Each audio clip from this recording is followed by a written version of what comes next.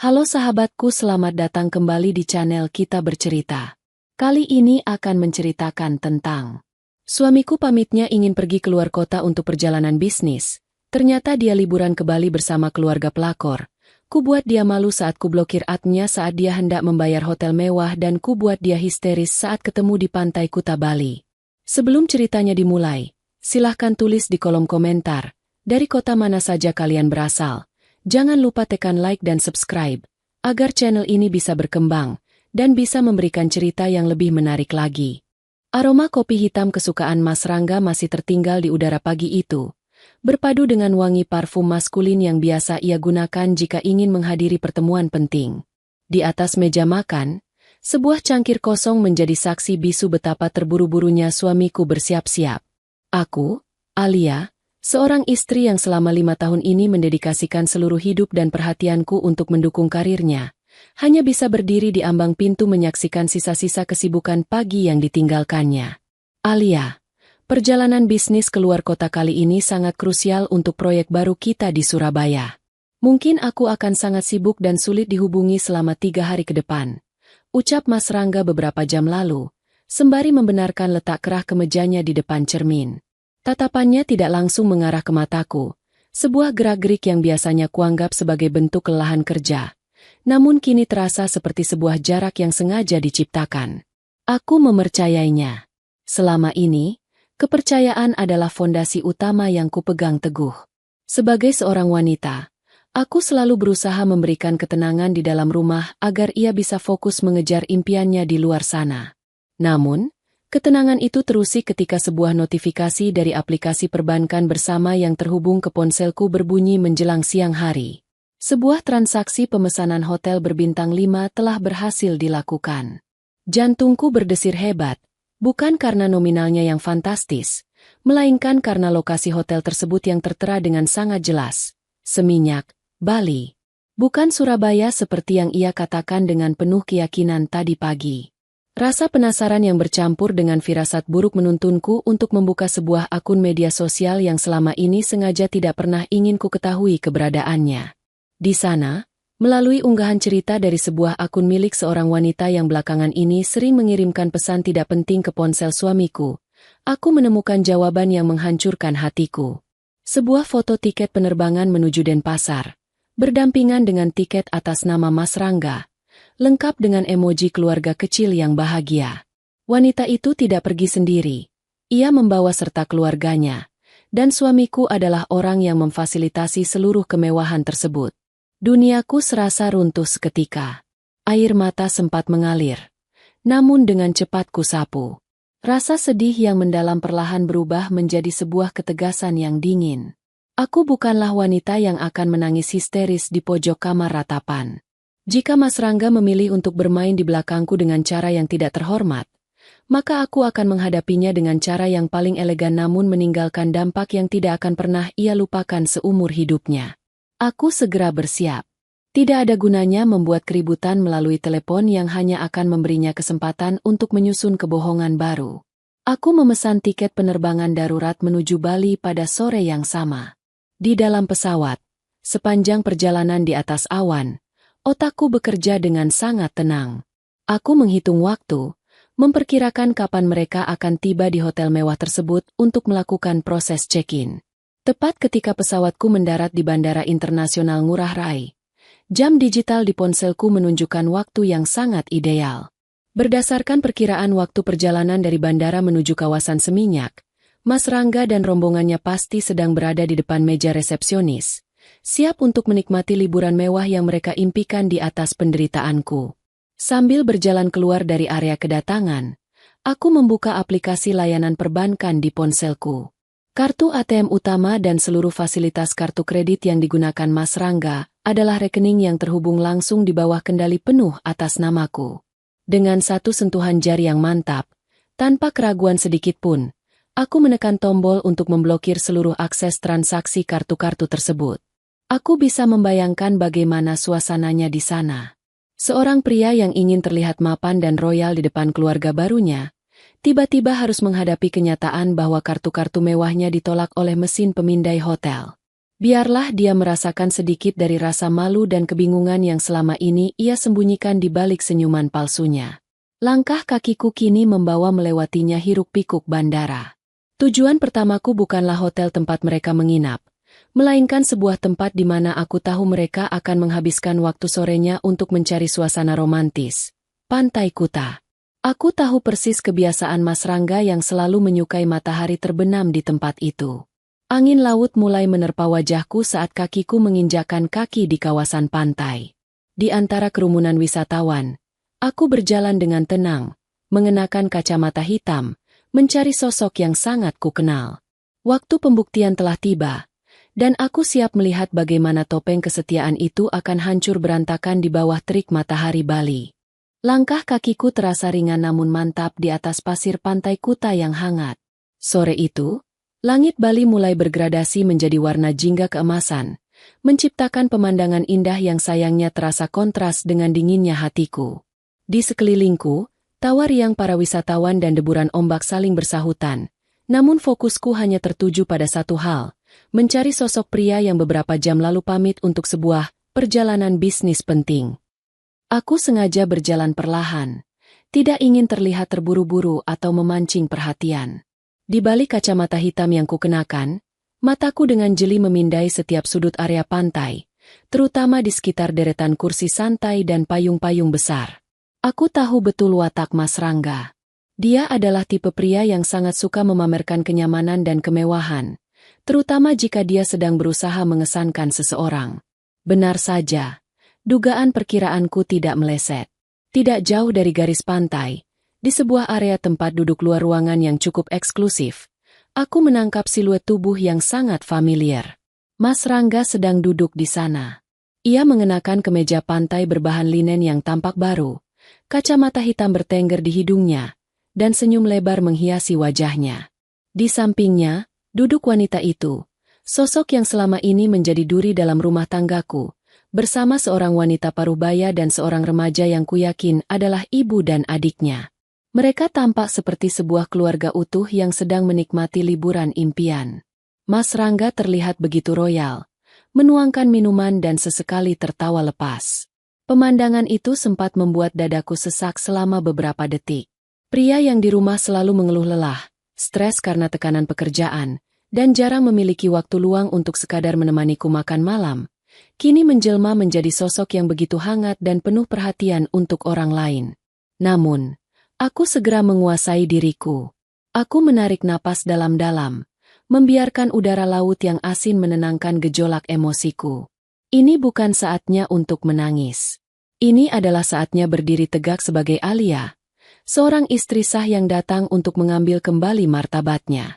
Aku mulai melangkah mendekati meja mereka. Jarak kami mengikis dari 10 meter, 5 meter, hingga akhirnya aku berdiri tepat di ujung meja tempat mereka berkumpul. Rupanya pertemuan bisnis di Surabaya dialihkan ke tepi pantai. Ya, Mas? Ucapku dengan suara yang sengaja kubuat selembut dan setenang mungkin, namun syarat akan ketegasan. Suasana hangat di meja itu seketika membeku. Tawa lepas Mas Rangga terhenti di tenggorokan. Ia menoleh ke arah sumber suara. Dan begitu pandangannya bertemu denganku, aku bisa melihat dengan jelas bagaimana warna kulit wajahnya berubah pucat pasi dalam hitungan detik. Ia seolah melihat sosok hantu di siang bolong. Kacamata hitamnya bahkan sedikit merosot ke ujung hidung karena rasa terkejut yang luar biasa. Alia, kamu, kenapa bisa ada di sini? Gagapnya, suaranya bergetar hebat. Ia langsung berdiri dari kursinya, membuat beberapa gelas di atas meja sedikit terguncang. Wanita di sampingnya ikut terperangah. Wajahnya menunjukkan kombinasi antara rasa bersalah dan ketakutan yang coba ia sembunyikan di balik ekspresi angkuh. Ibu wanita itu pun langsung menghentikan aktivitasnya, memandangku dengan tatapan bingung sekaligus was-was. Aku hanya ingin memastikan apakah suamiku mendapatkan fasilitas terbaik untuk kerja kerasnya hari ini. Jawabku sambil tersenyum tipis. Tetap menjaga nada bicaraku agar tetap sopan namun menusuk. Bagaimana dengan hotelnya, Mas? Proses check-in tadi berjalan lancar? Atau ada sedikit kendala dengan metode pembayarannya? Mendengar pertanyaanku tentang hotel, wajah Mas Rangga berubah dari pucat menjadi panik yang luar biasa. Ia menyadari sesuatu. Kejadian memalukan di meja resepsionis beberapa saat lalu, di mana semua kartunya mendadak ditolak dan ia harus menanggung malu di depan keluarga wanita ini, bukanlah sebuah kesalahan sistem perbankan. Itu adalah ulahku. Kamu yang memblokir semua kartu itu, Al? Bisiknya dengan nada histeris yang mulai tertahan, matanya membelalak penuh ketidakpercayaan. Di tempat umum seperti ini, ego dan harga dirinya sebagai seorang pria benar-benar runtuh berkeping-keping di hadapanku. Keheningan yang mencekam menyelimuti meja kayu itu, mengabaikan riuh rendah suara ombak kuta yang terus berkejaran di belakang kami. Tatapan mata Mas Rangga bergerak liar, antara rasa malu yang teramat sangat kepada keluarga wanita di sampingnya dan rasa takut yang menjalar melihat ketenanganku. Di tempat terbuka ini, di bawah saksikan langit Bali yang perlahan menggelap, egonya yang setinggi langit seolah dihempaskan begitu saja ke atas pasir. Al, tolong jangan buat keributan di sini. Kita bisa bicarakan ini baik-baik di hotel. Bisik Mas Rangga, suaranya terdengar parau dan gemetar. Ia melangkah satu tapak mendekatiku, mencoba meraih pergelangan tanganku, namun dengan gerakan anggun dan tegas, aku melangkah mundur menghindarinya. Keributan. Aku menaikkan sebelah alis, mempertahankan senyuman tipis yang tak sampai ke mata.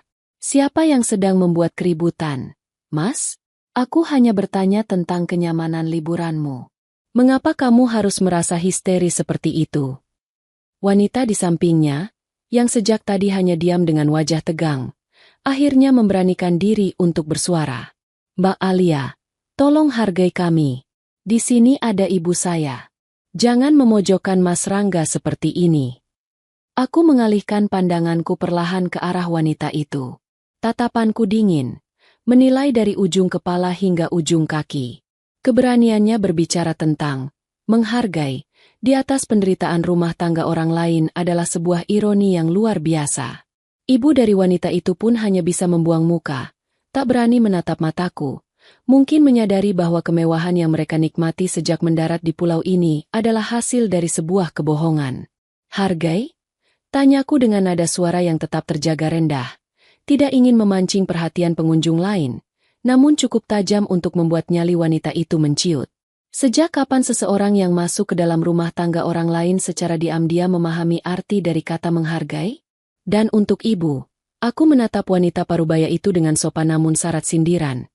Saya rasa ibu perlu mengajarkan kembali pada putri ibu, bahwa kebahagiaan yang dibangun di atas air mata wanita lain tidak akan pernah bertahan lama. Alia, cukup. Mas Rangga memotong, suaranya meninggi setengah oktav, memancing satu dua pasang mata wisatawan di sekitar kami untuk menoleh. Wajahnya yang memerah menahan malu kini bercampur dengan kepanikan yang mendalam. Kamu sudah keterlaluan. Kamu memblokir kartu-kartuku, membuatku menanggung malu di depan resepsionis hotel, dan sekarang kamu datang ke sini untuk merusak semuanya. Aku merusak semuanya, Mas? Ataukah kamu yang sudah merusak fondasi pernikahan kita sejak kamu memutuskan untuk melangkah keluar kota dengan agenda yang berbeda? Ujarku, menatap lurus ke dalam manik matanya yang bergetar. Kartu-kartu itu adalah fasilitas dari rekening bersamaku. Rekening yang kuisi dengan tetesan keringat dan dukunganku selama 5 tahun ini. Jika kamu memilih untuk pergi dari komitmen kita, maka logis jika seluruh fasilitas itu juga pergi darimu. Mas Rangga tampak kehilangan kata-kata. Napasnya memburu. Pria yang biasanya selalu penuh dengan argumen cerdas di meja kerja itu kini tampak seperti seorang terdakwa yang tertangkap basah tanpa pembelaan. Ia tahu betul, tanpa kartu-kartu itu, ia tidak akan bisa membayar biaya kamar hotel mewah di Seminyak yang sudah terlanjur mereka tempati barang-barangnya, belum lagi biaya makan malam dan sewa mobil yang belum diselesaikan. Lalu sekarang apa maumu, Alia? Tanya Mas Rangga, suaranya melembut, beralih menjadi nada memohon yang tersamar. Ia menyadari posisinya yang sama sekali tidak menguntungkan. Di hadapan selingkuhannya, ia telah jatuh dari sosok pria mapan yang protektif menjadi pria tak berdaya yang bergantung pada dompet istrinya. Aku menarik napas dalam-dalam, merasakan angin malam pantai yang mulai mendingin. Aku meraih tas jinjingku, mengeluarkan sebuah map kecil yang sudah kupersiapkan dengan matang sejak dari Jakarta. Map yang berisi lembaran-lembaran kertas yang akan menentukan arah masa depanku. Aku tidak ingin merusak liburan kalian. Ucapku tenang sembari meletakkan map tersebut di atas meja, tepat di depan cangkir kopi Mas Rangga yang sudah mendingin. Silakan lanjutkan kebersamaan kalian di pulau indah ini. Tapi setelah ini, kita berjalan di jalur masing-masing. Kertas di dalam map itu adalah surat pengajuan perceraian yang sudah kutandatangani. Kamu hanya perlu membubuhkan namamu di sana saat kamu kembali ke Jakarta nanti, jika kamu masih punya ongkos untuk pulang. Setelah mengucapkan kalimat itu, aku membalikkan badan. Tanpa menunggu jawabannya, tanpa ingin melihat air matanya yang mungkin akan menetes karena penyesalan sesaat, aku melangkah pergi meninggalkan meja tersebut.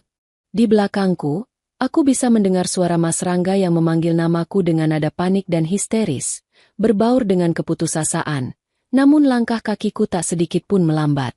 Aku berjalan menjauh, menyongsong malam di Bali dengan perasaan bebas yang baru, meninggalkan masa lalu yang telah runtuh di atas pasir pantai. Langkah kakiku membawaku menjauh dari hiruk-pikuk pantai Kuta yang perlahan ditelan kegelapan malam. Suara panggilan Mas Rangga yang tadinya melengking panik berangsur-angsur melebur dengan deru ombak dan bising kendaraan yang mulai memadati jalanan. Aku tidak menoleh. Sedikit pun tidak. Ada kekuatan aneh yang menjalar di dadaku, sebuah rasa lega yang teramat sangat, seolah-olah beban berat yang selama beberapa bulan ini menghimpit pundakku tanpa kusadari, menguap begitu saja ditiup angin laut. Malam itu, aku memilih untuk tidak menetap di kawasan yang sama dengan mereka. Aku memesan taksi dan meminta pengemudinya mengantarku menuju arah timur pulau ini, ke kawasan Sanur yang lebih tenang dan sunyi. Aku membutuhkan ruang untuk bernapas. Ruang di mana aku tidak perlu bersinggungan dengan bayang-bayang pengkhianatan yang baru saja kubongkar. Di dalam taksi yang melaju membelah malam, ponselku tidak berhenti bergetar. Layarnya terus menyala menampilkan nama, Mas Rangga. Puluhan panggilan tak terjawab dan rentetan pesan singkat masuk bertubi-tubi. Alia, tolong angkat. Kita harus bicara. Ini salah paham. Al, tolong buka blokirnya sebentar saja.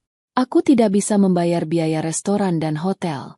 Keluarga mereka melihatku. Al, tolong jangan permalukan aku seperti ini. Alia. Di mana kamu? Tolong hargai posisiku. Aku membaca pesan-pesan itu dengan tatapan datar. Lalu dengan satu gerakan tenang, ku nonaktifkan ponselku sepenuhnya. Keruntuhan harga dirinya bukanlah tanggung jawabku lagi. Ketika dia memutuskan untuk membawa wanita lain beserta keluarganya menggunakan hasil jerih payah rumah tangga kami, dia seharusnya sudah siap dengan segala konsekuensi terkecil, termasuk kehilangan muka. Sesampainya di sebuah penginapan kecil namun asri di tepi pantai Sanur, aku langsung merebahkan diri. Mengherankan, malam itu aku tidur dengan sangat nyenyak. Tidak ada air mata yang tumpah. Seolah-olah cadangan air mataku telah habis bersamaan dengan hilangnya rasa hormatku pada pria yang pernah sangat kucintai itu. Keesokan paginya, aku terbangun tepat sebelum matahari terbit. Aku melangkah keluar menuju bibir pantai Sanur, tempat yang terkenal dengan keindahan fajar menyingsingnya. Udara pagi terasa begitu murni dan dingin, menusuk kulitku yang hanya dibalut selendang tipis. Di ufuk timur, garis cahaya merah muda dan jingga mulai membelah langit malam, perlahan menggantikan kegelapan dengan kehangatan yang baru. Aku duduk di atas sebuah pembatas batu, memeluk lututku sambil memandangi matahari yang perlahan muncul dari balik cakrawala. Untuk pertama kalinya setelah sekian lama, aku merasakan ketenangan yang murni. Aku, Alia, yang selama 5 tahun ini selalu menomorduakan impian dan kebahagiaanku demi mendukung seorang pria, kini menyadari bahwa diriku jauh lebih berharga daripada pernikahan yang dipenuhi kepalsuan. Saat fajar telah sepenuhnya menyingsing, aku memutuskan untuk menyalakan kembali ponselku. Begitu jaringan terhubung, ratusan notifikasi langsung menyerbu. Selain dari Mas Rangga, ada juga beberapa pesan dari nomor tidak dikenal yang kuyakin adalah milik wanita itu atau ibunya, memohon agar aku tidak membawa masalah ini ke ranah hukum atau ke perusahaan tempat Mas Rangga bekerja. Namun, satu pesan dari nomor asisten pribadi Mas Rangga di Jakarta menarik perhatianku. Selamat pagi, Ibu Alia. Maaf mengganggu waktunya. Pak Rangga sejak semalam sulit dihubungi. Padahal pagi ini ada jadwal rapat penting via daring dengan investor utama dari Surabaya yang seharusnya beliau pandu dari tempat perjalanan bisnisnya. Apakah ibu tahu keberadaan beliau? Aku tersenyum tipis. Sebuah senyuman yang penuh dengan kepuasan yang dingin. Mas Rangga begitu sibuk dengan kepanikannya di Bali. Sibuk mencari pinjaman atau cara untuk melunasi tagihan hotel mewahnya yang gagal bayar. Hingga ia melupakan hal paling krusial yang menjadi alasan kebohongannya. Pekerjaan utamanya. Aku mengetik balasan dengan sangat tenang. Selamat pagi. Pak Rangga sedang ada urusan pribadi yang sangat mendesak di Bali dan tampaknya tidak bisa diganggu. Silakan jalankan rapat tanpa beliau. Selesai mengirim pesan itu, aku menarik napas dalam-dalam, menikmati wangi air laut yang segar. Permainan baru saja dimulai, dan kali ini, aku yang memegang kendali penuh atas lembar kehidupan baruku. Mas Rangga harus belajar bahwa meruntuhkan kepercayaan seorang wanita yang tulus bersamanya dari nol memiliki harga yang sangat mahal. Harga yang mungkin harus dibayarnya dengan seluruh karir dan reputasi yang selama ini ia agung-agungkan. 2 hari berlalu di Sanur bagaikan sebuah fase penyembuhan yang tenang bagi jiwaku. Di bawah langit Bali yang damai, aku menghabiskan waktu dengan berjalan kaki menyusuri pantai, membaca buku, dan menikmati makanan lokal tanpa harus memikirkan menu apa yang harus kusiapkan untuk menyambut suami yang pulang kerja. Aku benar-benar mengembalikan fokus dunia ini kepada diriku sendiri. Alia, wanita yang sempat terlupakan di balik status seorang istri. Namun, kedamaian itu harus berakhir ketika jadwal penerbanganku kembali ke Jakarta tiba. Aku tahu, melarikan diri ke pulau ini hanyalah jeda sejenak. Pertempuran sesungguhnya, menyelesaikan apa yang telah kumulai secara hukum dan administratif, telah menunggu di ibu kota. Begitu kakiku melangkah keluar dari area kedatangan Bandara Soekarno-Hatta, sosok yang sangat kukenal sudah berdiri di dekat pembatas jalan. Mas Rangga. Penampilannya jauh berbeda dari pria parlente berbaju linen yang kulihat di Pantai Kuta 2 hari lalu. Kemejanya tampak kusut, lingkaran hitam menggelayut jelas di bawah matanya, dan wajahnya menyiratkan kelelahan serta kecemasan yang mendalam. Begitu melihatku, ia langsung bergegas mendekat, mengabaikan tatapan orang-orang di sekitar. Alia, akhirnya kamu pulang, ucapnya dengan suara parau. Ia mencoba meraih tas jinjingku, namun aku dengan tangkas menggeser posisinya ke tangan kiri, menolak interaksi fisik apapun secara halus namun tegas. Ada apa, Mas? Mengapa kamu ada di sini? Bukankah agenda perjalanan bisnismu seharusnya selesai besok? Tanyaku dengan nada suara yang datar, tetap menjaga kesopanan di ruang publik. Mas Rangga mengusap wajahnya dengan kasar, sebuah gestur frustrasi yang sangat jarang ia tunjukkan. Bagaimana aku bisa tenang di sana? Al? Setelah kamu pergi, semuanya berantakan. Hotel menuntut pembayaran tunai karena semua kartu diblokir. Aku harus menghubungi beberapa teman malam-malam untuk meminjam uang demi melunasi biaya check-out dini. Dan yang paling parah, perusahaan tahu aku tidak berada di Surabaya. Aku terus berjalan menuju area jemputan mobil daring yang sudah kupesan. Sementara Mas Rangga mengekor di sampingku bagaikan bayangan yang kehilangan arah. Oh, ya? Bukankah itu konsekuensi dari pilihan yang kamu ambil sendiri, Mas? Ujarku santai tanpa menghentikan langkah. Al, tolonglah. Rapat dengan investor Surabaya itu gagal karena aku tidak hadir untuk mempresentasikannya. Pihak manajemen pusat memanggilku besok pagi untuk memberikan klarifikasi. Posisiku sebagai kepala divisi terancam. Al. Suaranya mulai meninggi karena panik, menahan histeria yang tertahan di tenggorokan. Wanita itu, dia dan keluarganya juga terus menyalahkanku karena menganggapku mempermalukan mereka di hotel. Aku pusing. Al, aku butuh bantuanmu.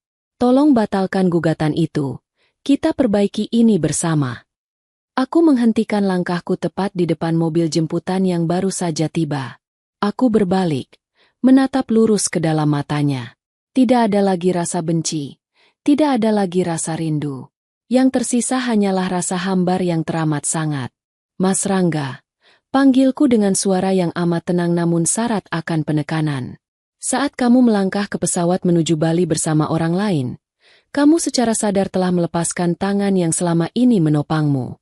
Kamu menikmati kemewahan itu di atas kebohonganku, dan sekarang saat badai datang, kamu memintaku untuk kembali menjadi payungmu. Ia terdiam. Bibirnya bergetar tanpa mampu mengeluarkan satu patah kata pun. Urusan pekerjaanmu, urusan memalukan di hotel, atau tuntutan dari wanita itu, bukan lagi urusanku. Aku sudah mendaftarkan gugatan perceraian kita melalui kuasa hukumku pagi ini secara daring. Mulai detik ini, hadapi badai yang kamu ciptakan sendiri dengan kakimu sendiri. Lanjutku sembari membuka pintu mobil. Alia, tolong, jangan lakukan ini. Aku mencintaimu, aku hilaf. Seru Mas Rangga. Suaranya terdengar begitu putus asa di antara bising lalu lintas bandara. Beberapa orang di sekitar kami mulai menoleh. Aku tidak menjawab lagi. Aku masuk ke dalam mobil, menutup pintunya dengan rapat, dan meminta pengemudi untuk segera melaju. Dari kaca spion, aku melihat tubuh Mas Rangga yang perlahan mengecil, berdiri mematung di tepi jalan bandara yang padat, tampak rapuh dan kehilangan segalanya. Aku bersandar di kursi penumpang, menatap jalanan Jakarta di depanku dengan senyuman lega. Babak baru kehidupanku tanpa kepalsuan telah resmi dimulai. Mobil yang membawaku melaju membelah kepadatan jalanan ibu kota, meninggalkan bayangan Mas Rangga yang kian menjauh di area penjemputan bandara. Di dalam kabin yang sejuk dan tenang, aku menyandarkan kepala pada bantalan kursi, membiarkan mataku menatap deretan gedung pencakar langit Jakarta yang menjulang tinggi. Rasanya aneh. Kota ini masih sama, dengan hiruk-pikuk dan kepenatan yang serupa. Namun diriku yang menyusuri jalanannya hari ini telah sepenuhnya berubah. Aku bukan lagi Alia yang selalu cemas menanti kepulangan suami dengan sejuta alasan kerja. Sesampainya di rumah kami, atau lebih tepatnya, rumah yang dibeli dengan sebagian besar uang warisan mendiang ayahku dan sisa tabunganku, suasana terasa begitu sepi. Sepi yang menenangkan, bukan sepi yang menyiksa. Langkah kakiku terdengar bergaung di lantai marmer ruang tengah. Aku sengaja langsung menuju kamar utama, membuka lemari pakaian, dan mulai memilah-milah barang. Dengan sangat tenang, aku mengeluarkan koper besar milik Mas Rangga. Satu persatu, kemeja kerja, setelan jas, hingga pakaian santai yang biasa ia kenakan kupindahkan ke dalam koper tersebut. Tidak ada amarah yang meledak-ledak saat aku melipat pakaian-pakaian itu. Setiap lipatan kain justru mempertegas keputusanku bahwa pria itu tidak lagi memiliki tempat di bawah atap yang sama denganku. Selesai mengemas seluruh barang pribadinya, aku menyeret koper-koper itu dan meletakkannya di dekat pos satpam depan rumah. Aku sudah berpesan pada petugas keamanan kompleks agar tidak mengizinkan Mas Rangga masuk ke dalam rumah utama tanpa izin tertulis dariku. Tindakan ini mungkin terdengar drastis, namun bagiku, ini adalah batas tegas yang harus ditarik demi menjaga ketenangan batinku sendiri. Keesokan paginya, ponselku berdering. Kali ini bukan nomor Mas Rangga, melainkan panggilan dari Pak Danu, kuasa hukum yang telah kutunjuk untuk mengurus proses perceraian ini. Selamat pagi, Ibu Alia. Saya ingin mengabarkan bahwa berkas gugatan sudah resmi diverifikasi oleh Pengadilan Agama. Jadwal sidang pertama untuk mediasi telah keluar, yaitu Selasa pekan depan. Ujar suara di seberang telepon dengan nada profesional yang menenangkan. Terima kasih banyak, Pak Danu. Apakah dari pihak Mas Rangga sudah ada konfirmasi penerimaan surat panggilan? Tanyaku sambil menyesap teh hangat di ruang kerja kecilku. Surat panggilan sudah dikirimkan ke alamat kantor dan juga rumah. Namun, ada satu hal lagi, Bu. Pihak manajemen dari perusahaan tempat Pak Rangga bekerja sempat menghubungi tim kami. Tampaknya, masalah ketidakhadiran Pak Rangga di Surabaya dan keberadaannya di Bali yang sempat mencuat kemarin berujung pada investigasi internal terkait penggunaan dana fasilitas kantor. Posisi beliau di perusahaan saat ini sedang dibekukan sementara. Aku tertegun sejenak, namun tidak terkejut. Mas Rangga memang tipe pria yang terlalu percaya diri dengan posisinya, hingga seringkali meremehkan sistem. Kebohongannya untuk menyenangkan pihak ketiga ternyata berbuntut panjang dan menghancurkan reputasi profesional yang ia bangun bertahun-tahun. Baik, Pak Danu. Mari kita ikuti seluruh prosesnya sesuai prosedur hukum yang berlaku. Saya tidak akan mundur selangkah pun. Jawabku tegas sebelum mengakhiri panggilan. Hari sidang yang dinanti pun tiba. Aku datang ke Pengadilan Agama Jakarta Selatan didampingi oleh Pak Danu. Aku mengenakan pakaian formal yang rapi, membiarkan rambutku tertata sederhana namun anggun. Di koridor pengadilan yang ramai oleh hilir mudik orang-orang yang mencari keadilan, aku melihat Mas Rangga duduk di salah satu bangku panjang. Penampilannya hari ini benar-benar mencerminkan badai yang sedang menderanya. Jas kerjanya tampak agak kedodoran, wajahnya kusam, dan tatapan matanya kosong. Begitu melihat langkah kakiku mendekat, ia langsung berdiri dengan tergesa-gesa. "Alia!" panggilnya. Suaranya nyaris berbisik, syarat akan keputusasaan yang mendalam. "Tolong, Al. Aku sudah diskors dari kantor. Semua fasilitasku dicabut." Wanita itu, setelah tahu aku menghadapi masalah hukum dan keuangan, dia langsung menghilang dan memblokir nomorku. Aku tidak punya siapa-siapa lagi sekarang. Tolong beri aku satu kesempatan untuk memperbaiki semuanya di dalam ruang mediasi nanti. Aku menghentikan langkahku tepat di hadapannya, menatapnya dengan pandangan mata yang jernih tanpa ada sisa-sisa kebencian. "Mas Rangga," ucapku dengan nada suara yang sangat sopan dan tertata, didengar oleh beberapa orang di sekitar yang mulai memperhatikan kami. Penyesalan yang datang setelah semua fasilitas hilang, bukanlah penyesalan atas kesalahan, melainkan penyesalan atas hilangnya kenyamanan. Pintumu sudah tertutup sejak di Pantai Kuta, dan hari ini, kita di sini hanya untuk meresmikan akhir dari cerita yang kamu rusak sendiri. Pintu ruang sidang mediasi terbuka, dan petugas memanggil nama kami berdua. Aku melewatinya begitu saja, melangkah masuk ke dalam ruangan dengan kepala tegak, siap menutup lembaran lama dan menyambut kebebasan seutuhnya. Ruang mediasi yang berukuran tidak terlalu besar itu terasa begitu dingin. Di tengah ruangan, sebuah meja kayu panjang memisahkan aku dan Mas Rangga, dengan seorang hakim mediator parubaya yang duduk di ujung meja sebagai penengah. Suasana begitu hening, hanya terdengar deru halus dari pendingin ruangan yang sesekali beradu dengan suara ketikan jemari panitera di sudut ruangan. Mas Rangga duduk dengan kedua tangan yang saling bertautan erat di atas paha, kepalanya tertunduk dalam. Sementara itu, aku duduk dengan punggung tegak, melipat kedua tanganku di atas meja dengan tenang. Tidak ada ketegangan di wajahku. Yang ada hanyalah kesiapan untuk menyelesaikan apa yang harus diselesaikan. "Baik, Bapak Rangga dan Ibu Alia." Hakim mediator memulai pembicaraan dengan suara yang lembut namun berwibawa. "Tugas saya di sini adalah memfasilitasi komunikasi di antara Bapak dan Ibu. Pernikahan yang sudah berjalan selama 5 tahun tentu bukan waktu yang singkat. Apakah benar sudah tidak ada celah untuk saling memaafkan dan memperbaiki hubungan ini?" Mas Rangga langsung menegakkan tubuhnya, menatap hakim mediator dengan pandangan penuh harap, lalu beralih menatapku. "Pak Hakim, saya sangat menyesali kehilafan saya. Saya mengaku salah dan telah melanggar komitmen pernikahan kami. Namun, saya benar-benar ingin memperbaiki semuanya. Saya masih sangat mencintai istri saya, Alia. Kejadian di Bali kemarin adalah kesalahan terbesar dalam hidup saya, dan saya berjanji tidak akan pernah mengulanginya lagi." Suaranya bergetar penuh emosi, mencoba membangun narasi tentang seorang suami yang bertobat. Di masa lalu, mungkin getaran suara seperti itu akan meluluhkan hatiku.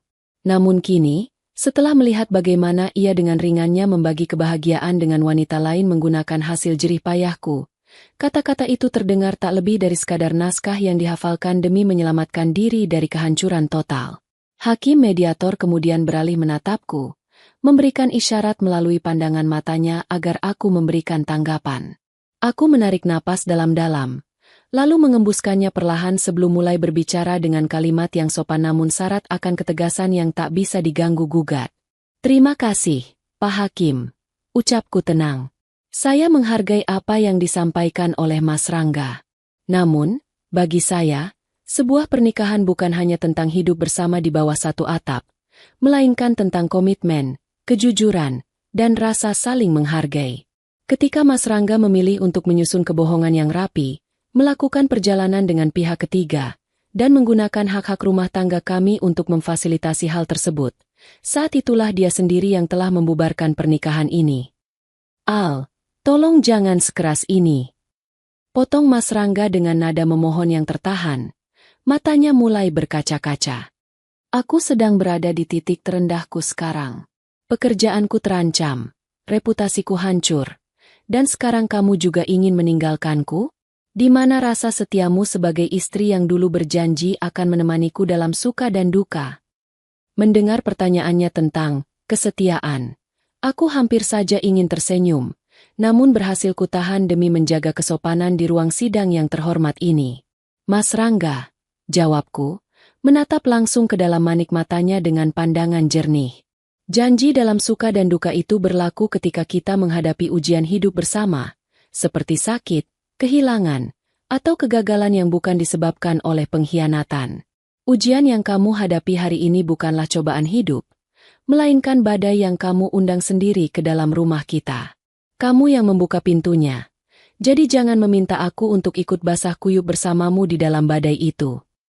Hakim mediator tampak mengangguk-angguk kecil, mencatat sesuatu di atas lembar kertas di hadapannya. Beliau tampaknya bisa menangkap bahwa keputusanku sudah bulat dan tidak didasari oleh amarah sesaat, melainkan oleh pertimbangan matang seorang wanita yang telah selesai dengan masa lalunya. Bagaimana, Bapak Rangga? Apakah Ibu Alia pernah memberikan indikasi atau syarat tertentu sebelum sidang ini? Tanya Pak Hakim. Tidak ada, Pak. Sahut Mas Rangga dengan suara yang semakin melemah. Dia langsung memblokir semua akses komunikasi dan meminta kuasa hukumnya bergerak cepat. Dia bahkan sudah mengeluarkan barang-barang saya dari rumah. Rumah itu dibeli dengan uang warisan almarhum ayah saya dan tabungan pribadi saya sebelum pernikahan. Pak Hakim, ujarku meluruskan fakta dengan tenang, memastikan tidak ada klaim aset sepihak yang salah. Jadi, saya rasa saya memiliki hak penuh untuk menentukan siapa yang boleh berada di dalam properti tersebut. Mas Rangga menyandarkan punggungnya ke sandaran kursi dengan lemas. Ia menyadari bahwa seluruh argumennya patah satu persatu di hadapan fakta dan ketenanganku. Ia tidak lagi berhadapan dengan Alia yang bisa dipengaruhi oleh kata-kata manis. Ia sedang berhadapan dengan seorang wanita mandiri yang telah mengambil kembali kendali atas hidupnya sendiri. Hakim mediator akhirnya menghela napas panjang, lalu merapikan berkas di mejanya. Melihat posisi dari kedua belah pihak, terutama dari Ibu Alia yang sudah sangat mantap dengan keputusannya, maka proses mediasi ini saya nyatakan tidak mencapai kesepakatan damai. Proses persidangan akan dilanjutkan ke tahap berikutnya, yaitu pembacaan gugatan. Saat mendengar keputusan tersebut, seolah ada beban tak kasat mata yang terangkat lagi dari pundakku. Aku berdiri dari kursi, memberikan penghormatan yang sopan kepada hakim mediator, lalu berbalik melangkah keluar dari ruangan. Mas Rangga tetap terduduk di kursinya, menyembunyikan wajahnya di balik kedua telapak tangannya. Sebuah pemandangan tentang keputusasaan yang terlambat, sementara aku berjalan menyongsong masa depan yang cerah di luar sana. Beberapa minggu setelah sidang mediasi yang buntu itu, proses persidangan berjalan dengan dinamika yang jauh lebih tenang bagi pihakku. Dengan bantuan Pak Danu yang sangat profesional, seluruh bukti administrasi, kepemilikan aset rumah yang sah atas namaku, hingga bukti-bukti transaksi perbankan di Bali telah tersusun rapi tanpa celah. Di sisi lain, Mas Rangga tampaknya sudah kehabisan energi untuk melawan. Ia hadir di setiap persidangan dengan bahu yang kian merosot, menyadari bahwa mencoba mempertahankan pernikahan ini hanya akan memperpanjang sisa-sisa rasa malunya. Hingga akhirnya, hari yang ditunggu-tunggu itu tiba. Hari pembacaan putusan oleh Majelis Hakim Pengadilan Agama. Aku duduk di kursi kayu ruang sidang utama dengan perasaan yang sangat damai. Pakaian tunik berwarna pastel yang kukenakan hari ini seolah mencerminkan suasana hatiku. Bersih, cerah, dan siap menyambut musim yang baru. Mas Rangga duduk beberapa meter di sebelah kananku, didampingi oleh seorang kuasa hukum yang tampaknya ia tunjuk hanya formalitas belaka. Pria itu tidak lagi menatapku dengan pandangan memohon. Tatapannya kini kosong, seolah telah menerima takdir yang ia tenun dengan tangannya sendiri. Menyatakan, mengabulkan gugatan penggugat, Alia binti. Suara bariton ketua majelis hakim menggema di dalam ruangan yang sunyi, membacakan amar putusan dengan sangat runtut. Setiap kata yang terucap dari bibir hakim seolah menjadi ketukan palu yang melepaskan satu persatu ikatan masa lalu yang membelengguku. Hak asuh atas diriku sendiri, perlindungan atas aset rumah warisan, hingga status hukumku, semuanya dikabulkan tanpa hambatan berarti. Ketika ketukan palu terakhir berbunyi sebanyak 3 kali, tok, tok, tok, aku memejamkan mata sejenak, mengucap syukur yang teramat dalam kepada Sang Pemilik kehidupan. Aku resmi menjadi wanita yang bebas. Bebas dari kebohongan. Bebas dari kepalsuan. Setelah keluar dari ruang sidang, Mas Rangga sempat menghentikan langkahku di koridor yang agak sepi. "Selamat, Alia," ucapnya dengan senyuman getir yang dipaksakan. "Kamu mendapatkan semua yang kamu inginkan. Rumah, ketenangan, dan kebebasanmu." Aku menghentikan langkah, membalikkan tubuh, lalu menatapnya dengan tatapan mata yang ramah namun berjarak. "Terima kasih, Mas. Tapi ini bukan tentang apa yang kuinginkan, melainkan tentang mengembalikan segala sesuatu ke tempat yang seharusnya. Aku sudah resmi keluar dari perusahaan kemarin," lanjutnya, suaranya terdengar datar, mencoba menyampaikan kabar buruknya tanpa ingin terlihat meminta kasihan lagi. "Karir yang kubangun selama 10 tahun hancur begitu saja karena kecerobohanku di Bali. Aku harus mulai lagi dari bawah, mungkin di kota lain." Wanita itu jangankan membantuku, mendengar namaku saja dia sudah enggan. Aku mendengarkan penuturannya dengan rasa empati yang sewajarnya, sebagai sesama manusia, bukan lagi sebagai seorang istri. "Setiap pilihan memiliki harganya masing-masing, Mas. Aku berharap kamu bisa menjadikannya pelajaran berharga untuk hidupmu ke depan. Selamat memulai hidup yang baru juga untukmu." Tanpa menunggu tanggapannya, aku memberikan anggukan sopan lalu berjalan mendahuluinya. Langkah kakiku terdengar mantap menuruni anak tangga gedung pengadilan. Di luar, matahari siang ibu kota bersinar dengan sangat terik, namun angin sepau-sepau yang berembus terasa begitu menyejukkan. 1 bulan berlalu sejak ketukan palu sidang hari itu. Rumah utamaku kini terasa jauh lebih hangat setelah aku mengubah sedikit dekorasinya, mengganti warna cat dinding yang tadinya kusam menjadi lebih cerah, dan menata taman kecil di halaman belakang dengan bunga-bunga yang rajin kusiram setiap pagi. Aku juga mulai menyibukkan diri dengan mengelola kembali bisnis butik pakaian daring yang sempat telantar selama aku terlalu fokus mengurus keperluan Mas Rangga. Sore itu, aku duduk di area teras belakang rumah, menikmati secangkir teh melati hangat sembari memeriksa laporan keuangan butikku yang menunjukkan grafik kenaikan yang sangat signifikan. Fokus dan energi positif yang kukembalikan pada diriku sendiri ternyata berbuah manis pada setiap aspek kehidupanku. Ponselku berdering di atas meja. Sebuah pesan masuk dari Pak Danu, mengirimkan salinan digital dari akta cerai resmi yang telah selesai diproses. Aku menatap dokumen itu dengan senyuman tipis di bibir. Tidak ada penyesalan, tidak ada dendam yang tersisa. Aku meletakkan ponselku kembali, lalu mengalihkan pandangan ke arah langit sore yang mulai menampakkan semburat warna jingga, warna yang persis sama dengan langit Kuta dan Sanur saat aku mengambil keputusan terbesar dalam hidupku. Aku, Alia, telah berhasil melewati badai itu dengan anggun, dan kini aku siap melangkah lebih jauh, mengukir cerita hidupku sendiri di atas lembaran yang baru dan bersih. Waktu terus bergulir bagaikan aliran air yang tenang, membawa serta sisa-sisa kenangan pahit yang perlahan mengendap di dasar masa lalu. 3 bulan telah berlalu sejak hari di mana akta cerai resmi berada di tanganku. Jakarta, dengan segala hiruk-pikuknya, kini tidak lagi terasa menekan atau mengintimidasi. Bagiku, kota ini telah berubah menjadi kanvas baru yang siap kulukis dengan warna-warna kebahagiaan yang kupilih sendiri. Pagi itu, suasana di butik fisik pertamaku yang terletak di salah satu kawasan strategis Jakarta Selatan terasa begitu hidup.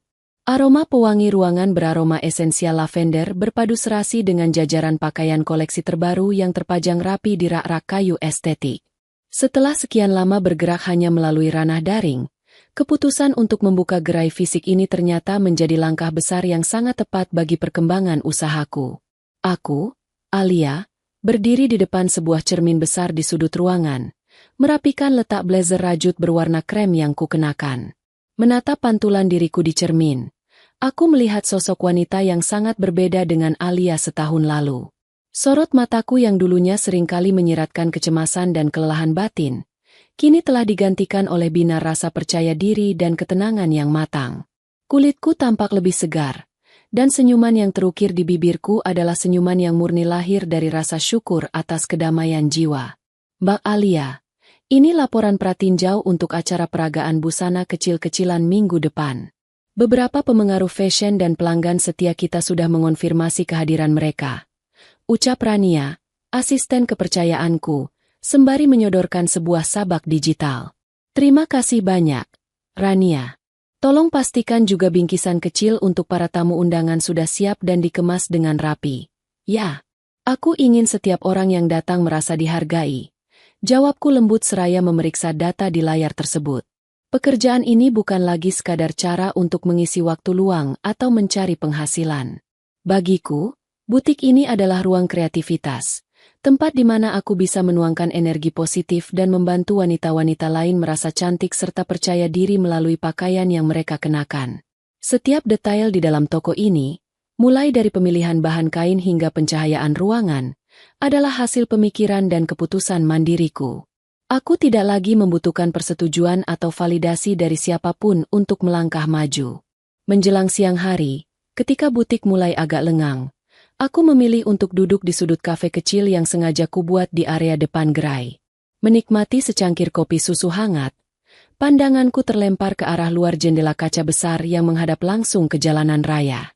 Tiba-tiba, sebuah mobil taksi berhenti tepat di depan butik. Pintu belakang terbuka, dan seorang pria turun dari sana. Jantungku sempat memberikan reaksi refleks kecil selama 1 detik sebelum akhirnya kembali berdetak dengan sangat normal. Pria itu adalah Mas Rangga. Ia berdiri di tepi trotoar, menatap papan nama butikku yang bertuliskan Alia S Signature, dengan tatapan yang sulit diartikan. Penampilannya masih tampak rapi dengan kemeja biasa, namun aura kepemimpinan dan keangkuhan yang dulu selalu melekat erat pada dirinya telah sepenuhnya sirna. Ia tampak seperti seorang pria biasa yang sedang memikul beban pikiran yang cukup berat. Mas Rangga melangkah ragu memasuki butik. Denting bel di atas pintu kaca berbunyi, menandakan kedatangan tamu. Rania hendak menyambutnya. Namun aku segera berdiri dari tempat dudukku dan memberikan isyarat agar aku sendiri yang menemuinya. Aku tidak ingin ada kecanggungan di dalam lingkungan kerjaku. Selamat siang, Mas Rangga. Sapaku dengan nada suara yang sangat sopan, ramah, namun memiliki batasan jarak yang sangat jelas. Mas Rangga menoleh, dan ketika matanya menangkap sosokku, ada kilatan rasa terkejut sekaligus kekaguman yang tertahan di sana. Siang, Alia. Maaf kalau kedatanganku mendadak dan mengganggu waktumu. Tidak apa-apa.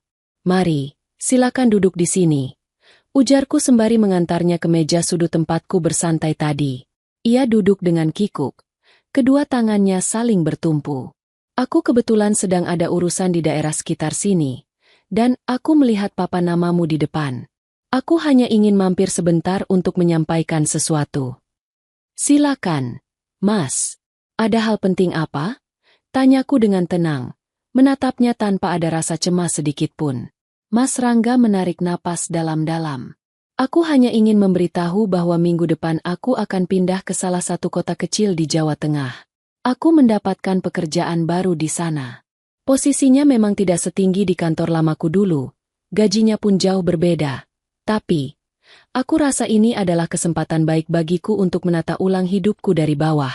Menjauh dari semua kebisingan di Jakarta. Aku mendengarkan penuturannya dengan saksama. Mendengar kabar tersebut, hatiku merasa lega. Bukan karena rasa puas melihatnya jatuh, melainkan rasa lega karena melihatnya akhirnya mau bertanggung jawab atas hidupnya sendiri tanpa terus-menerus meratapi nasib. Itu kabar yang sangat baik, Mas. Jawabku dengan senyuman tulus. Memulai sesuatu yang baru di tempat yang baru seringkali menjadi jalan terbaik untuk bertumbuh. Aku ikut senang mendengarnya. Mas Rangga menatapku lekat-lekat. Ada gurat penyesalan yang mendalam di matanya. Melihatmu sekarang, Al, kamu tampak sangat luar biasa. Jauh lebih bersinar. Aku sadar, keputusanmu hari itu di Bali dan di pengadilan adalah hal terbaik, bukan hanya untukmu, tapi juga sebagai tamparan keras agar aku sadar akan arti sebuah batasan. Terima kasih karena dulu kamu tidak memilih untuk memaafkanku dengan mudah, karena jika kamu melakukannya, mungkin aku tidak akan pernah belajar menghargai apapun. Semua sudah menjadi bagian dari perjalanan hidup kita masing-masing, Mas. Yang lalu biarlah berlalu. Fokuslah pada masa depanmu di sana. Ujarku menutup perbincangan dengan bijak. Ia mengangguk pelan, lalu berdiri dari kursinya. Aku pamit dulu, Alia. Semoga butikmu ini semakin sukses dan berkah. Terima kasih, Mas. Hati-hati di jalan dan sukses untuk pekerjaan barumu. Sahutku sembari mengantarnya hingga ke depan pintu utama dengan sopan. Saat punggungnya kembali menghilang di balik pintu taksi yang membawanya pergi, aku berdiri di ambang pintu butikku, menghirup udara siang yang hangat. Angin sepau-sepau menerpa wajahku, membawa serta sisa-sisa kisah lama yang kini telah benar-benar menutup bukunya. Aku berbalik kembali masuk ke dalam duniaku yang cerah, menyadari bahwa badai terbesar dalam hidupku telah selesai, meninggalkan sebuah pelajaran berharga bahwa kebahagiaan sejati seorang wanita adalah ketika ia mampu berdiri tegak di atas kakinya sendiri. 6 bulan telah berlalu sejak pertemuan terakhirku dengan Mas Rangga di butik. Kabar tentang perpindahannya ke Jawa Tengah timbul tenggelam di balik kesibukanku yang kian padat. Namun setiap kali nama itu terlintas, hatiku hanya merasakan hamparan rasa hambar yang damai. Tidak ada lagi denyut perih. Tidak ada lagi amarah yang tersisa. Aku, Alia, telah sepenuhnya berdamai dengan setiap jengkal takdir yang menimpa hidupku. Butik fashionku kini telah berkembang jauh melampaui apa yang pernah kubayangkan. Acara peragaan busana kecil yang diadakan beberapa bulan lalu sukses besar, membawa nama Alia S Signature, dikenal sebagai salah satu lini pakaian lokal yang mengusung konsep keanggunan wanita mandiri. Jadwal hariku kini dipenuhi dengan pertemuan bersama para perajin kain tradisional dari berbagai daerah, mendiskusikan rancangan baru, dan mengelola manajemen tim yang kian solid. Sore itu, suasana Jakarta sedang dinaungi langit mendung yang sejuk. Rintik hujan gerimis mulai membasahi kaca-kaca besar di ruang kerjaku yang terletak di lantai 2 butik. Aku duduk di balik meja kayu ek milikku, menikmati aroma lilin aromaterapi rasa vanila yang menenangkan, sembari menatap lembar-lembar sketsa desain untuk koleksi musim berikutnya. Tiba-tiba, ketukan lembut di pintu membuyarkan konsentrasiku. Rania melangkah masuk dengan senyuman lebar, membawa sebuah buket bunga aster putih yang segar di tangannya. Mbak Alia, ada paket kiriman lagi untuk Mbak. Ucap Rania sembari meletakkan buket cantik itu di atas mejaku. Tanpa nama pengirim, seperti biasa. Tapi ada kartu ucapan di dalamnya. Aku tersenyum tipis dan menggelengkan kepala pelan. Selama beberapa bulan terakhir, setiap kali butikku merayakan pencapaian baru atau sekadar di hari-hari biasa, buket bunga aster putih ini selalu datang. Bunga aster putih adalah simbol dari kesucian hati dan awal yang baru, sebuah pesan tersirat yang sangat kupahami maknanya. Aku mengambil kartu ucapan kecil berwarna lavender dari sela-sela tangkai bunga, lalu membaca tulisan tangan yang rapi di dalamnya. Untuk Alia, melihat karyamu tumbuh adalah bukti nyata bahwa keindahan sejati akan selalu menemukan jalannya untuk bersinar. Teruslah menginspirasi. Tanpa perlu ada nama yang tertera, aku tahu persis dari siapa bunga ini berasal. Bukan dari Mas Rangga, melainkan dari seseorang yang selama beberapa bulan ini hadir sebagai rekan bisnis sekaligus sosok yang dengan sabar menghargai batasan-batasan yang kubuat. Seseorang yang tahu bahwa aku belum siap untuk membuka hati sepenuhnya, namun memilih untuk tetap berdiri di jarak yang aman, mendukung setiap langkahku dengan penuh rasa hormat. Aku meletakkan kartu itu kembali ke dalam laci meja, lalu beralih menatap buket bunga di hadapanku. Ada rasa hangat yang menjalar di dadaku. Kehadiran perhatian-perhatian kecil seperti ini tidak lagi membuatku merasa tertekan atau takut akan kegagalan masa lalu. Aku menyadari bahwa diriku yang sekarang telah memiliki benteng yang cukup kuat. Aku tahu apa yang pantas kudapatkan dan apa yang harus kutolak. Aku berdiri dari kursi kerjaku, berjalan mendekati jendela kaca besar yang menghadap langsung ke arah jalanan kota. Di bawah sana, lampu-lampu jalanan ibu kota mulai menyala satu persatu, berpendar indah di balik sisa-sisa rintik hujan yang membasahi bumi. Perjalanan dari seorang istri yang dikhianati di sebuah hotel mewah di Bali, melewati dinginnya ruang sidang mediasi, hingga kini berdiri sebagai wanita pemilik usahanya sendiri, bukanlah perjalanan yang mudah. Namun, setiap tetes air mata dan setiap keputusan tegas yang kuambil telah membentukku menjadi wanita yang utuh. Aku tidak lagi mendefinisikan kebahagiaanku berdasarkan keberadaan seorang pria di sisiku. Kebahagiaanku kini bersumber dari dalam diriku sendiri, dari keberhasilanku bangkit, dari caraku memaafkan masa lalu, dan dari caraku menghargai setiap detik kehidupan yang berharga ini. Aku menarik napas dalam-dalam, merasakan ketenangan yang murni meresap ke dalam jiwaku. Masa lalu telah selesai ditulis. Hari ini sedang kujalani dengan penuh rasa syukur, dan masa depan terbentang luas dengan sejuta kemungkinan yang indah. Aku, Alia, telah benar-benar pulang ke dalam diriku sendiri, siap menyongsong fajar-fajar baru yang akan selalu terbit dengan membawa harapan yang tak pernah padam.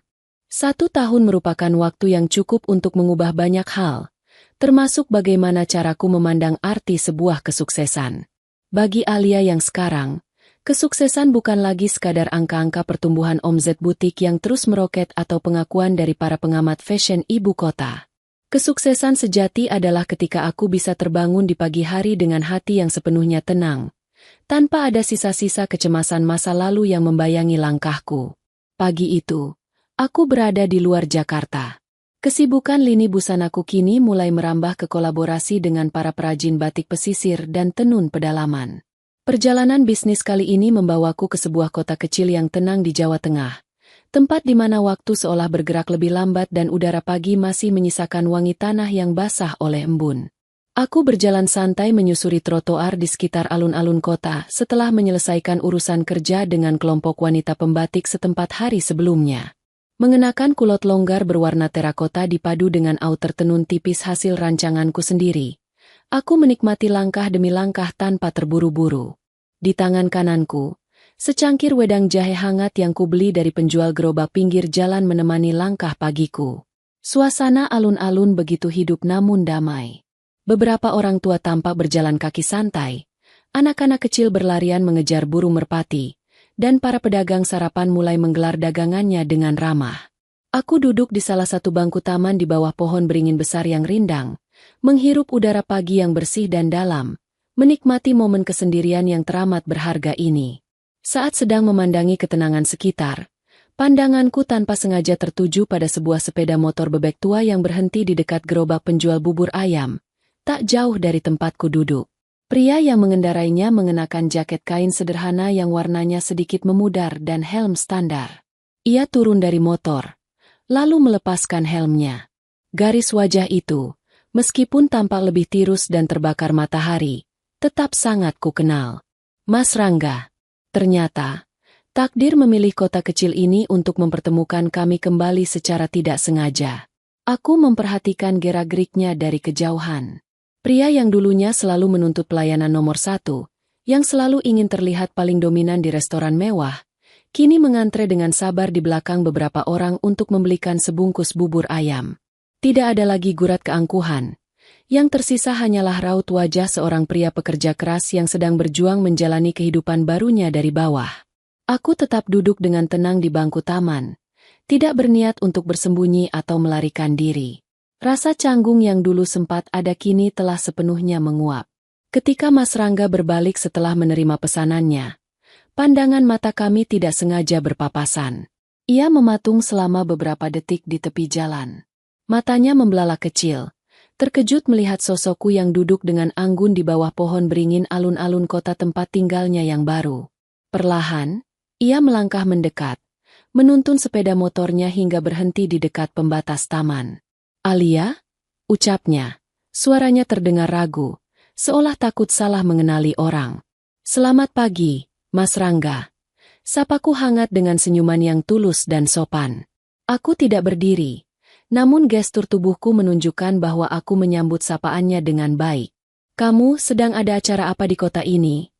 tanyanya sembari melepas jaketnya dengan canggung, menyingkap kemeja kerja yang tampak bersahaja. "Aku sedang ada kerja sama dengan para perajin batik di sekitar sini, Mas.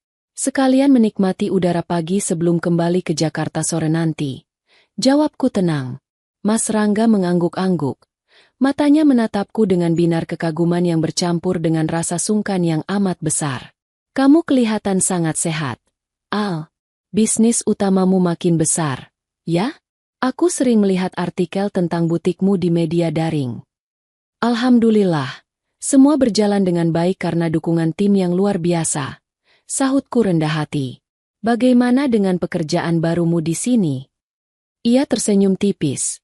Sebuah senyuman yang kini terlihat jauh lebih tulus dibandingkan senyuman palsunya di masa lalu. Melelahkan, tapi menenangkan. Al. Aku menjabat sebagai staf operasional biasa di sebuah pabrik tekstil lokal. Jauh dari kemewahan yang dulu kuimpikan. Tapi di sini aku belajar banyak tentang arti mencukupi diri sendiri tanpa harus menuntut lebih dari kemampuan. Hidupku jauh lebih sederhana sekarang. Aku mendengarkan kalimatnya dengan rasa syukur yang mendalam. Bukan syukur karena melihatnya hidup dalam kesederhanaan, melainkan syukur karena melihat bahwa pengkhianatannya di masa lalu akhirnya menuntun pria ini menemukan esensi hidup yang sebenarnya.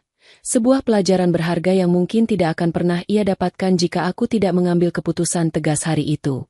Aku senang mendengarnya. Mas, kesederhanaan terkadang membawa kedamaian yang tidak bisa dibeli dengan materi. Ujarku tulus. Benar, Al, ucapnya lirih. Matanya menatap bungkusan bubur di tangannya sebelum kembali menatapku. Aku sering berpikir, andai dulu aku tidak sebodoh itu. Tapi aku tahu, penyesalan tidak akan mengubah apapun. Aku hanya bersyukur bisa melihatmu sebahagia dan seberpijar ini sekarang. Kamu benar-benar pantas mendapatkan semua kebaikan ini, Alia. Terima kasih, Mas Rangga. Kita semua berhak mendapatkan kesempatan kedua untuk menjadi versi diri kita yang lebih baik. Jawabku bijak. Mas Rangga melihat jam di pergelangan tangannya. Lalu berpamitan karena harus segera bersiap menuju pabrik tempatnya bekerja. Kami berpisah dengan sebuah anggukan sopan yang penuh rasa hormat satu sama lain.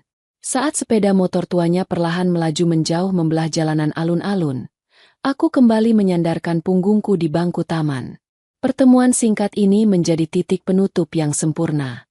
Di bawah langit pagi Jawa Tengah yang bersih, aku menyadari bahwa memaafkan bukan berarti melupakan atau kembali bersama, melainkan melepaskan seluruh ikatan emosi negatif hingga yang tersisa hanya doa baik untuk sesama manusia. Alia telah sepenuhnya bebas, dan langkah kakiku ke depan akan terasa jauh lebih ringan dari sebelumnya.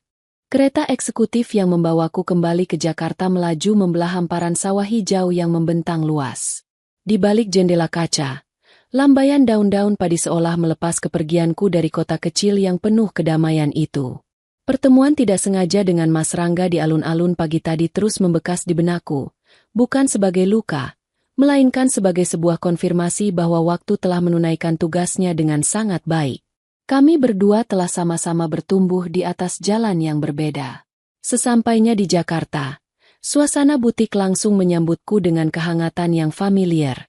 Rania dan timnya sedang sibuk mempersiapkan peluncuran koleksi busana terbaru yang kami beri nama Fajar Baru. Koleksi ini sangat istimewa karena memadukan keindahan kain tenun tradisional hasil perjalananku dengan desain modern yang anggun. 1 bulan kemudian, malam peragaan busana itu pun tiba. Aula utama sebuah galeri seni di Jakarta Pusat disulap menjadi ruang pameran yang sangat megah namun terasa hangat. Cahaya lampu kekuningan menyorot dekorasi yang dipenuhi dengan untaian bunga aster putih. Bunga yang selama setahun ini selalu menemaniku dalam kesunyian. Para tamu undangan, pengamat mode, hingga beberapa rekan bisnis dari berbagai daerah telah memadati kursi-kursi yang disediakan. Di balik panggung, aku berdiri dengan jantung yang berdegup kencang, namun dipenuhi rasa buncah yang luar biasa. Saat alunan musik instrumental mulai bergema, para model mulai melangkah keluar dengan anggun, membawakan satu persatu gaun rancanganku. Setiap helai kain yang bergerak di atas panggung seolah menceritakan kisah perjalananku, dimulai dari warna-warna gelap yang melambangkan kesedihan, perlahan beralih ke warna tanah yang melambangkan ketegasan, hingga akhirnya ditutup dengan warna-warni cerah yang melambangkan kebebasan dan kebahagiaan sejati. Di akhir acara, riuh tepuk tangan yang membahana memenuhi seluruh ruangan. Rania mendorongku dengan lembut untuk melangkah ke tengah panggung. Saat aku berdiri di sana, menundukkan kepala sebagai tanda terima kasih, air mata yang sejak lama tidak pernah menetes, perlahan bergulir di pipiku. Ini bukan air mata kesedihan, melainkan air mata keharuan yang teramat dalam. Wanita yang dulu nyaris hancur di tepi pantai Kuta, kini berdiri di bawah sorotan lampu, dihormati dan dicintai karena karyanya sendiri.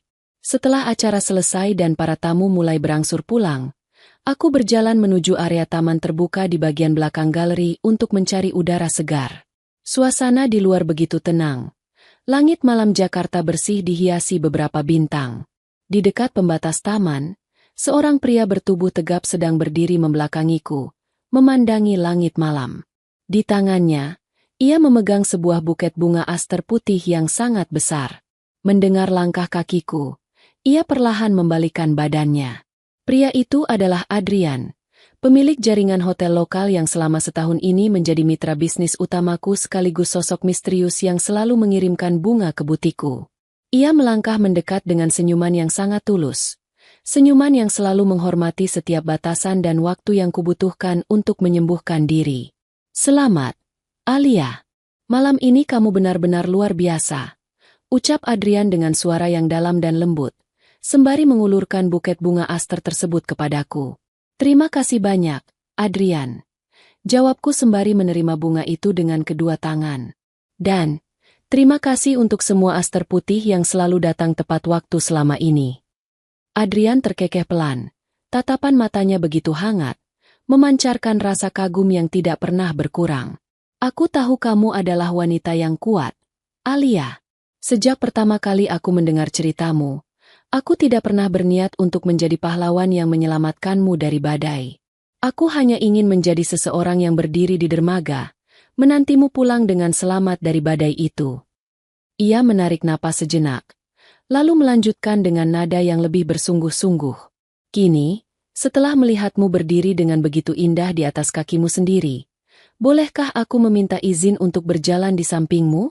Bukan sebagai seseorang yang memandumu, tapi sebagai teman perjalanan yang akan menghargai dan menjaga senyumanmu ini agar tidak pernah pudar lagi. Mendengar untaian kalimatnya yang begitu tulus, dadaku terasa begitu penuh oleh rasa haru yang membuncah.